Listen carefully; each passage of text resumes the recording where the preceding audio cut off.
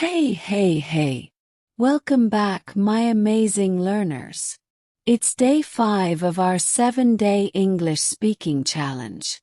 Now I want you to pause for just 1 second. Seriously, stop what you're doing and give yourself a round of applause because you've made it to day 5.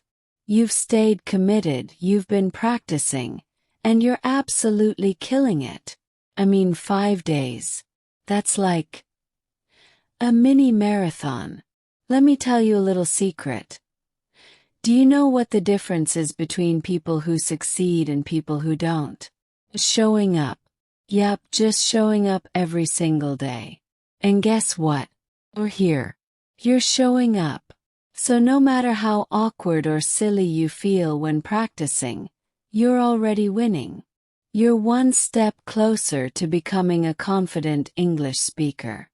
And if you're thinking, oh no, it's day 5 and I still feel like I don't know anything, don't worry. Learning English isn't like flipping a switch. It's like cooking a complicated dish. Sometimes it takes a little more time for all the flavors to come together. Just because you don't see results right away doesn't mean you're not improving. Come on, have you ever cooked pasta? Sometimes you're like, is this done yet? Should I eat it now? Is it too hard? But then you realize, no. You just needed to let it simmer a bit longer. Your English skills are like that. They're simmering. And soon enough, you'll be serving up some 5-star conversations. So, today we're going to have a lot of fun while we learn. Are you ready? Are you pumped? Because I'm feeling super excited. Let's dive right in. English speaking tips for beginners. Okay, so let me ask you something. Have you ever had a conversation in English where halfway through you suddenly forgot how to speak? Like your brain just went, nope, that's enough English for today. You're mid-sentence and then boom, you just freeze. Maybe you were about to say something smart and instead you just end up saying, yeah, while doing some awkward hand gestures. Oh, come on, we've all been there. But fear not. Today I'm going to share 3 magical tips that will help you speak more naturally, confidently, and, best of all, without turning into a statue mid-sentence. Let's get into it. Tip 1. The magic of phrases. Say goodbye to word-for-word translation. Alright, here's the thing. If you're translating every single word from your native language into English, you're setting yourself up for some very, very awkward conversations. It's like trying to fit a square peg into a round hole. Not gonna happen. Imagine this, you're at a restaurant. You want to tell the waiter, I'm really hungry, can you please bring the food quickly? But instead of using a natural English phrase, you translate directly from your language and say something like, I have hunger. The food should fly to me now. The waiter's going to be like, what is happening here? And you'll just smile awkwardly like, yup, that's me. The guy who demands flying food. Instead of translating word for word, I want you to focus on learning phrases. Little chunks of language that people actually use in everyday life. Phrases are your secret weapon. When you start using them, you'll sound more natural, more fluent, and way less like a robot. Okay, let's practice. Repeat after me. Could you bring the food a bit faster, please? Oh, try. Hey, do you know where the nearest coffee shop is? Boom. You see how that flows? It's smooth like butter. That's because we're using real, natural phrases that people actually say. And by the way, speaking of coffee, next time you're ordering at a cafe, don't walk in like, I require a caffeinated beverage to boost my mood. Just say, can I have a coffee, please? Keep it simple, keep it natural, and you'll feel much more confident. Tip 2. Keep it short and sweet, less is more. Alright, listen up. One of the biggest mistakes English learners make is trying to use long, complicated sentences to sound smart. But guess what? Less is more. Have you ever watched a movie where the hero gives this long, emotional speech, and then the other character just goes, "Okay, cool"? That's because sometimes, the shorter your sentence, the more powerful it is. Let's imagine you're at a party. Remember those? Good times. You're trying to compliment someone's outfit, but instead of just saying, "I like your dress," you decide to go full Shakespeare and say, "Thy garment shines with the brilliance of 1,000 suns, illuminating my soul with joy." Now that's a bit dramatic, right? And your friend is probably going to be like, "Thanks. Are you okay?" My point is, you don't need fancy words to make a good impression. English is like a cheeseburger. It doesn't need 50 ingredients to be tasty. Keep it simple. Let's practice again. If you want to ask for help, don't say, "Would you be so kind as to offer your assistance to me in this particular matter?" Just say, "Can you help me?" Simple, clean, to the point. Next time you're in a conversation, remember, short is sweet and sweet is smooth. Tip 3. Speak like no one's watching. Confidence is key. Now here's my favorite tip for today. Are you ready? It's confidence. You know, one of the biggest reasons people get nervous about speaking English is because they're scared of making mistakes. And let me tell you something.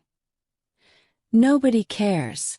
Seriously, nobody cares if you make a mistake. In fact, native speakers make mistakes all the time. Do you think they stop and say, "Oh no, I made a mistake.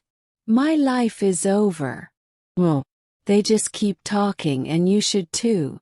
Look, I want you to imagine you're an actor in a movie. You've got the spotlight on you, you're on stage, and you're owning it. Even if you forget your lines, you keep going. That's how you should approach speaking English. Be bold. Be brave. Speak like no one's watching. Even if you're not 100% sure what you're saying. 'Cause guess what? Confidence makes up for a lot. Here's a little exercise. Stand up, yes, right now. Come on, don't be shy. Stand up and say this out loud with me. I am a confident English speaker. Say it louder. I am amazing at speaking English. Now one more time, as loud as you can. I can speak English and I'm awesome. See, doesn't that feel great? Confidence is everything.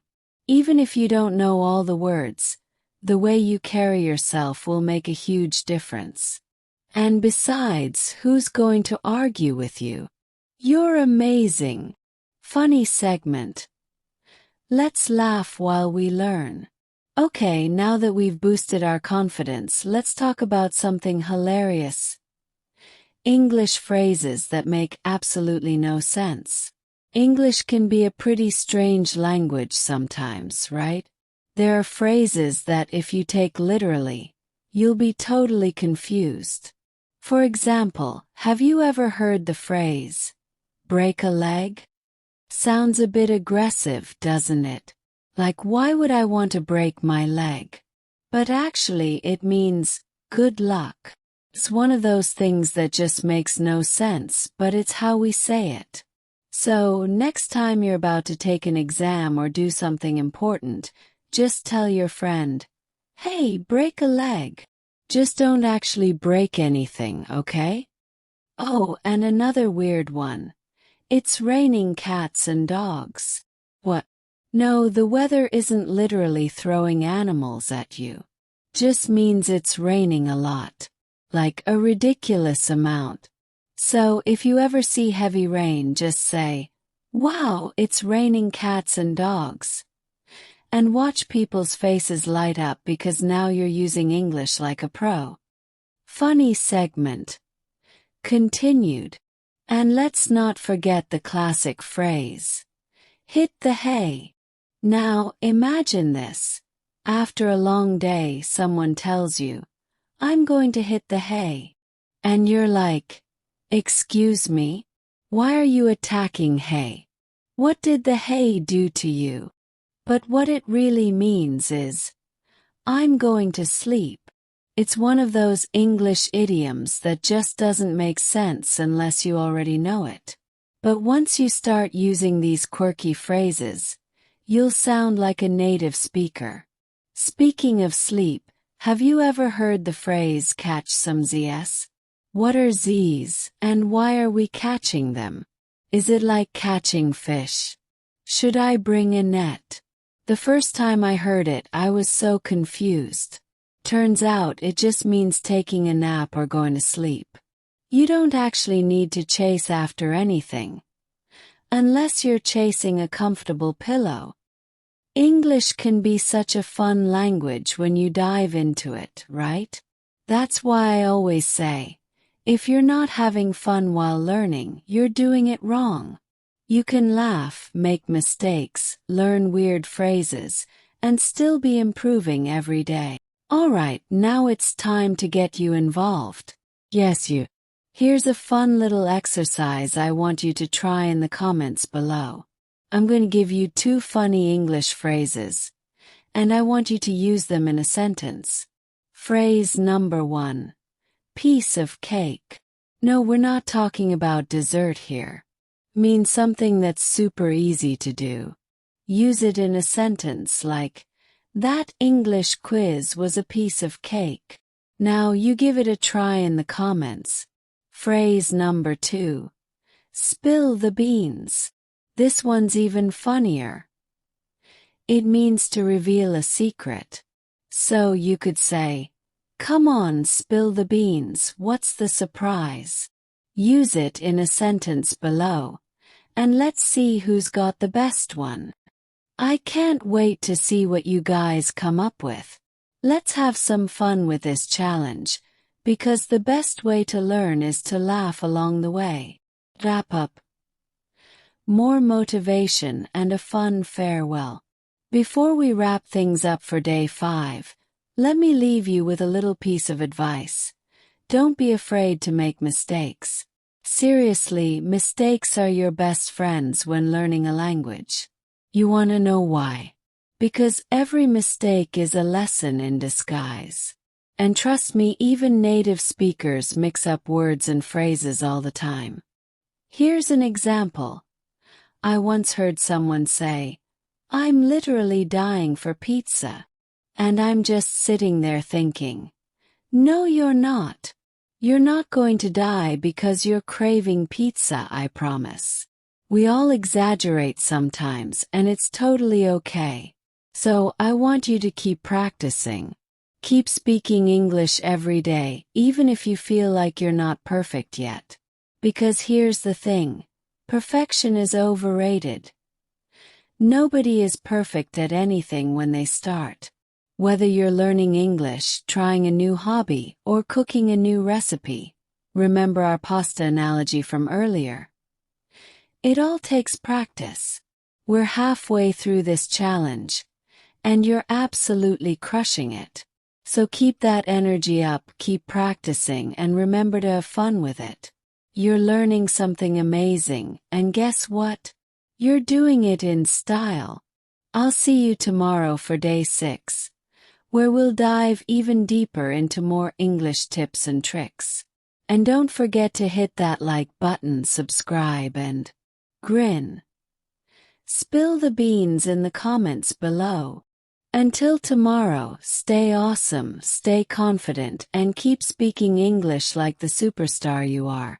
Catch you later. And don't forget to hit the hay tonight. Remember, if it's not fun, you're doing it wrong. See you on day 6.